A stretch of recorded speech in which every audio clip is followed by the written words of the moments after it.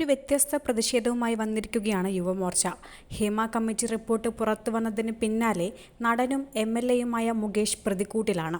മുകേഷിന്റെ രാജി ആവശ്യപ്പെട്ട് കോഴിയുമായി യുവമോർച്ച പ്രവർത്തകർ പ്രതിഷേധിച്ചു. കൊല്ലം ചിന്നക്കടയിലാണ് റോഡ് ഉപരോധിച്ച് പ്രതിഷേധം നടന്നത്.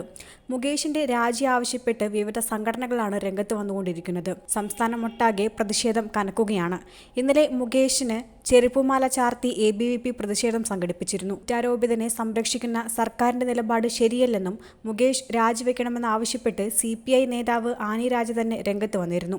പീഡനത്തിന് കേസെടുത്തില്ലെങ്കിലും മുകേഷ് രാജിവെക്കേണ്ടതില്ലെന്ന നിലപാടിലാണ് LDF convener EP Jayarajan. 2 Congress MLA-മാർക്കെതിരെ ലൈംഗികാരോപണങ്ങൾ ഉയർന്നപ്പോൾ അവർ രാജിവെച്ചിരുന്നില്ലെന്നാണ് EP ജയരാജന്റെ വാദം.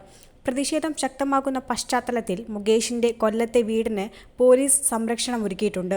2 ജീപ്പ് പോലീസുകാരാണ് വീടിന് സമീപം എത്തിച്ചിരിക്കുന്നത്.